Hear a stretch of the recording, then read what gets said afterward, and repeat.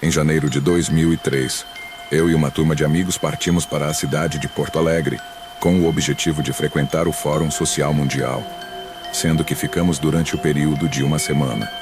Em nossa estadia, ficamos no apartamento de uma amiga em um prédio da cidade, e foi ali que tudo aconteceu.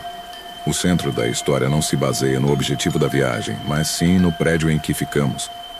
Como o prédio em que nossa amiga morava se localizava bem na zona central da cidade, ele possui uma história muito longa, sendo muito antigo e muito grande. Sua estrutura interna, como as paredes, eram de madeira. Dando um ar antigo, porém clássico, parecia que muita coisa já havia acontecido ali. O ar também não era comum, dando a impressão que ao entrar no prédio, nos sentíamos em outro mundo. Mas o que mais marcou mesmo foram os 2 elevadores de madeira, quebrando o silêncio por misteriosos estalos, que a princípio pensávamos ser causados pela sua mecânica bem antiga. Nenhum dos companheiros da turma tinha claustrofobia, mas quase que inevitavelmente ao entrarmos no elevador, sentíamos uma horrível sensação de sufocamento e mal-estar. No meio daquela semana, em uma noite faltou bebida no quarto, sendo que eu e mais 2 amigos ficamos encarregados de comprar cerveja às 3 horas da madrugada. Sabe como é? A famosa bagunça em turma. No momento em que voltamos da nossa busca frustrada, entramos no elevador da direita, pois já estava esperando no térreo. Curiosidade. Descemos com o elevador da esquerda. Entramos, e todos são testemunha que pressionei o botão do 7º andar. Estranhei e comentei com o pessoal que estava demorando para chegarmos em nosso andar. Quando começamos a contar os pilares, notamos mais de 10 andares passando por nós.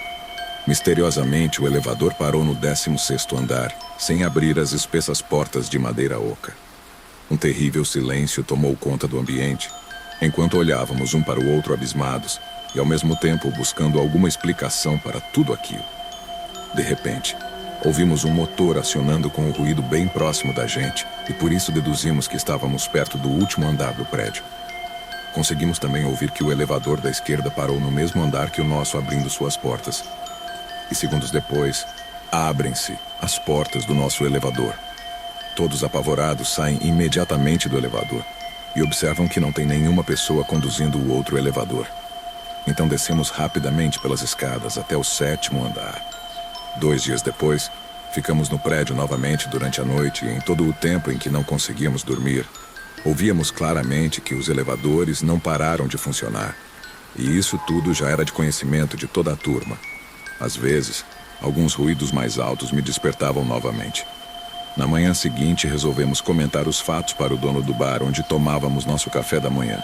Ele nos olhou com seriedade e, ao mesmo tempo, com o ar de quem já tinha ouvido muitas vezes a mesma história. Então nos contou que no século passado o prédio era um hotel e nele trabalhava um homem que dedicara a vida ao bem-estar e limpeza do local. Era responsável por toda a manutenção do prédio, bem como dos elevadores, sendo que um fato horroroso acabou com a história do hotel. O homem, cujo ninguém se recordava o nome no dia da manutenção dos elevadores, estava ajustando a altura que o equipamento para em relação a AOS andares. Seu alinhamento estava muito acima do normal. Não se sabe como, mas dizem que ele acabou caindo do 16º andar, quando entrou no espaço destinado à ocupação do elevador, mas este não estava no mesmo andar. Enfim, dentro da realidade, a gente até hoje se pergunta, isso foi uma simples coincidência? Achamos que sim, mas a partir dessa temporada todos nós passamos a usar as escadas. Uma alma atormentada pode clamar por justiça mesmo estando já em outra dimensão. A família da minha mãe tem como país de origem a Inglaterra, e tem uma história bem interessante de um dos nossos familiares antepassados, uma empregada de um certo Lord Brackley. A história começa em 1856. Lord Brackley era muito rico e tinha muitas posses, incluindo uma casa em Londres, onde ele ficava a maior parte do tempo. Lord Brackley tinha um temperamento muito difícil e se dizia que ele tratava todo mundo da pior maneira possível, desde empregados até parentes e até outros lords e ladies que iam para visitar casa, e isso incluía a sua amante também. A sua amante era uma linda garota de descendência escocesa, muito mais nova do que o seu filho mais novo. Segundo os rumores, ela era a filha bastarda de um nobre com uma garota escocesa. O nome dela era Ailey. Ailey era a amante de Lord Brackley já fazia 6 anos. Em uma noite, todos na casa ouviram um grito desesperador. Lord Brackley e Eileen estavam tendo uma enorme discussão e a minha parenta, que era uma das empregadas, ficou preocupada com a segurança de Eileen. Todos os empregados subiram correndo para ver o que tinha acontecido, mas eles pararam na escada quando viram Lord Brackley. Ele estava agindo muito estranhamente e não deixou nenhum dos empregados subirem a escada. Ele falou que Eileen tinha batido o pé e gritou. Os empregados voltaram para os seus aposentos, não acreditando na história de Lord Brackley, mas tinham aprendido a ficarem quietos se quisessem ficar com os seus empregos. Na manhã seguinte, Eileen não estava na cozinha, onde sempre tomava o café da manhã. Os empregados acharam isso estranho e estavam suspeitando de que Lord Brackley tinha finalmente ido longe demais, que havia matado sua amante e escondido seu corpo durante a noite. Por semanas não havia sinal de Eileen, mas a vida na casa seguia o seu rumo, até que barulhos e gemidos começaram a acontecer. Toda noite, por volta das 22 horas, mesmo horário em que haviam ouvido o grito de Eileen naquela noite atribulada, eles ouviam terríveis gemidos e barulhos estranhos. A voz claramente era de uma mulher que gritava, chorava e implorava por piedade, mas para ela claramente não havia nenhuma. Isso ocorreu por vários meses, até que em um determinado dia os empregados resolveram ver se descobriam a causa de todos aqueles barulhos terríveis. Uma noite, quando os gemidos começaram, os empregados juntaram a coragem que tinham e seguiram na direção do som. O som estava vindo do quarto do Lorde, e eles podiam ouvir uma horrível lamentação lá dentro. Lord Brackley, sem conseguir aguentar mais as lamentações, estava na sua casa em Yorkshire. Quando eles abriram a porta, eles quase desmaiaram de medo, pois Eileen estava de pé no meio do quarto. Os seus olhos estavam apáticos e sem vida, e os seus braços estavam esticados como se estivesse pedindo ajuda. A minha parenta chegou perto dela e tentou pegar a sua mão. Por um momento, Eileen estava sólida, mas então ela se virou para o closet e desapareceu. Depois de se recuperarem do choque, os empregados entraram no closet e olharam lá dentro. E olharam do lado de fora, perto da porta do closet, mas não acharam o que o fantasma de Eileen queria que eles encontrassem. Quando Lord Brackley voltou, os empregados falaram para ele o que tinham visto.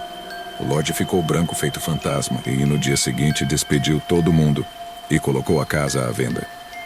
A visita noturna de Eileen continuou pelos anos seguintes. Toda noite, por volta das 22 horas, ela começava a gemer até alguém encontrá-la. Então ela apontava para o closet e em seguida desaparecia. Ninguém sabe o que aconteceu com Eileen, mas alguns dizem que Lord Brackley a matou e colocou o seu corpo em um compartimento secreto no closet, sendo que ficou apavorado quando o seu segredo quase foi descoberto. Outras pessoas elaboraram outras teorias, mas a verdade real nunca foi descoberta, permanecendo em segredo até os dias de hoje.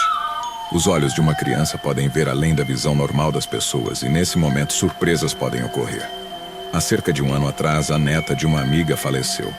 Foi difícil para todo mundo, inclusive para a minha amiga, já que era uma garotinha muito nova, 3 anos. Para tentar ajudar ela e dar algum conforto, nós pedimos que ela fosse nos visitar antes de ir para o funeral, que era a 200 quilômetros de distância. Enquanto ela ficou, ela brincou com a minha filha de 2 anos, Marisa, e conversou comigo. Na manhã seguinte, Marisa acordou lá pelas 5 horas da manhã, sendo que o horário normal dela é normalmente às 8 da manhã. A prioridade dela, depois que acordou, era me acordar para pedir café da manhã. Meio sonolenta ainda, eu preparei um copo de leite e um pão com manteiga para ela. E estava quase dormindo sentada quando ela falou: "Mamãe, ela está no meu quarto." Eu respondi: "Quê?" Marisa: "Mamãe, ela está na minha cama, ela quer um brinquedo." Eu olhei para o quarto dela e não vi nada. Eu respirei fundo e falei para ela: "Bem, querida, é bom a gente dividir o que tem." Marisa falou: "Mamãe, ela quer aquele brinquedo." Ela estava apontando para uma boneca na prateleira. Eu dei a boneca para ela e ela foi até a cama e colocou a boneca em cima dela. Depois virou e veio até mim. Se eu fiquei assustada? Mas é claro. Pelos próximos 2 dias, Marisa falou, brincou e dividiu os seus brinquedos e livros com uma garotinha que eu nunca vi. Eu acredito que quem estava brincando com a minha filhinha era a neta da minha amiga, que ficou por perto por causa da avó, e só aparecia para a minha filha. Eu contei para minha amiga sobre o que aconteceu, esperando que aquilo trouxesse algum conforto para ela, e acredito que realmente trouxe, porque ela ficou mais conformada pela morte de sua netinha depois do meu relato. Por isso, nunca duvide quando uma criança contar para você que viu alguém ou alguma coisa que você não tenha visto, pois eles têm olhos espirituais mais desenvolvidos do que os dos adultos.